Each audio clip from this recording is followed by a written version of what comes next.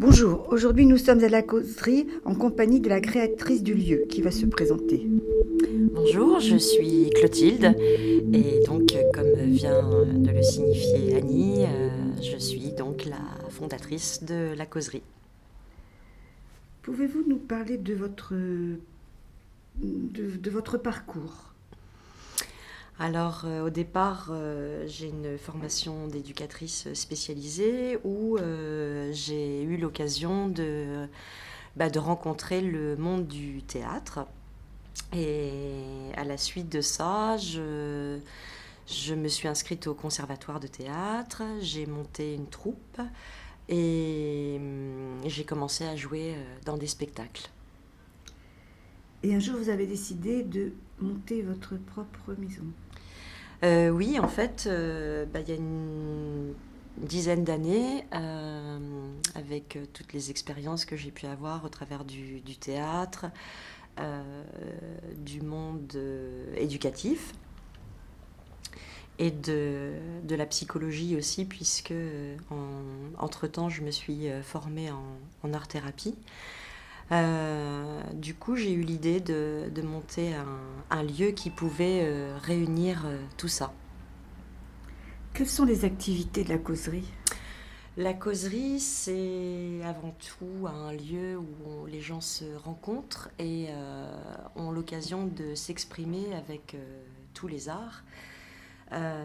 Donc à la causerie, on peut trouver des soirées slam, les premiers mercredis du mois, des soirées lecture, où chacun ramène un livre et lit un passage. Ça, c'est le deuxième mercredi du mois. Et le vendredi, c'est l'escale des artistes. Tout artiste qui souhaite s'exprimer vient me proposer des projets. Et le samedi, il peut y avoir des expos de peinture, de sculpture ou autres. Voilà, et le dimanche midi, entre 11h et 13h, c'est le café causerie où les gens viennent parler de tout et de rien. C'est très éclectique. Oui.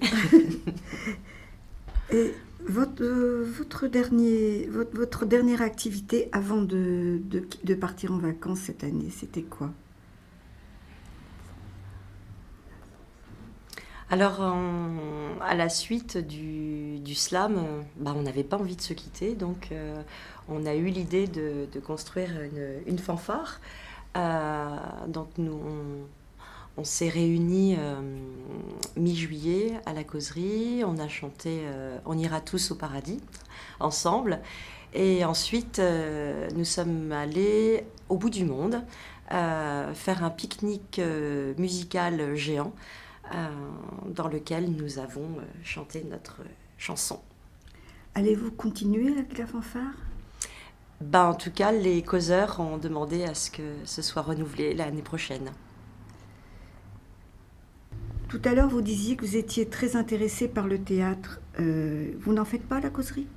Alors si, quand vous me parliez de la causerie tout à l'heure, ça c'était la partie vraiment culturelle qui accueille tout public. En parallèle, il y a deux autres activités qui me tiennent à cœur aussi. Ce sont des cours de théâtre que je donne et aux adultes. Et de ce que je vous en ai dit tout à l'heure, ma formation en art-thérapie comment, donne lieu à cette pratique aussi, à la causerie, en groupe ou en individuel. D'accord. Et vos projets? Alors, le projet qui est né cet été, c'est de créer un festival de slam sur le Havre parce que quelquefois on est accueilli par les autres slameurs des autres villes et on s'est rendu compte qu'il n'y avait pas de festival de slam sur le Havre. Donc voilà, dans le cadre du Printemps des Poètes, nous allons monter ce projet. C'est intéressant. Oui. Est-ce que vous avez des rêves? Des rêves, oui, j'en ai toujours eu, j'en ai beaucoup. Euh, le rêve que j'ai par rapport à la causerie, ce serait de pouvoir monter un festival, le festival de la causerie, qui pourrait réunir les artistes locaux pour qu'ils puissent être connus et reconnus. Donc voilà, c'est dans un petit coin de ma tête. Votre définition de la culture? Hmm. La culture, c'est l'ensemble des peuples qui partagent avec ce qu'ils sont, avec leurs différences, avec